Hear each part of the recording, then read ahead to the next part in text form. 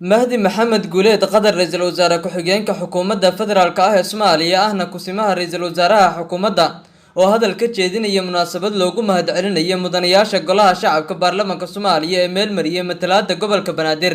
أيا أمان كلا دول دعي مدنياش برلمان كتبناد دالكا mudane qadar waxa uu sheegay in xildhibaanadu ay yihiin kuwa ka duwan kuwii baarlamaanadii hore waxa uu tilmaamay in xildhibaanadu yihiin kuwa gacanta ku haya sharciyada dalka isla markaana maamula guud ahaanba madax ilaa iyo xeer walba oo dalka ka dagayana iyaga uu hoos tago shacabka gobolka banaadir ayuu cadeeyay inay mudan yihiin in ka badan 13 kursi waxaana xildhibaanada oo uu sheegay inay haatan u shaqeynayaan sida baarlamaanka caalamka kadib markii tusaale u soo qaatay howlahooda soconaya xilliyada habeenkii uu ku adkeeyay hirgelinta doorasho qof iyo cod inay ka qabtaan guud ahaanba dalka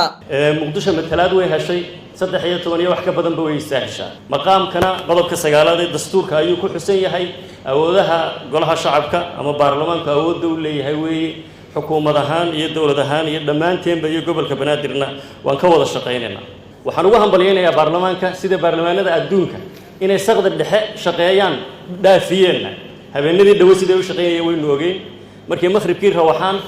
way sii imanayeen ilaa habeenkii bay shaqeynayeen shaqooyin baa idin yaal baarlamaan baatiin dastuurka saldhig oo shuruucda dalka ugu sareeya hay'adda dawladnimada ugu sareeysaana waa idinka ha aqbalina in la idinida 3 sano marka jirtaan kala taga 10 nin masiirka dalka ha matalaan 10 nin sharciyad dejiyayaal ha noqdaan 10 nin siyaasadda dalka ha hogaamiya guddiga dawladnimada Soomaaliyeed baarlamaan oo idinka weeyay ilaa baarlamaan la soo doortay uu idin bedelo dawladnimada dalka iyo calanka Soomaaliyeed iyo qarannimadeena baarlamaan oo saldhigiisu waa idinka hayeelina in kala taga la idin yidhaa madaxweynaha iyo dawladnimadeena iyo dhammaanteen waa is wada barbar taaganahay shaqadiina qabsada shuruucda inoo wada gaarsiiya dalkan doorasho hal qof iyo hal cod ah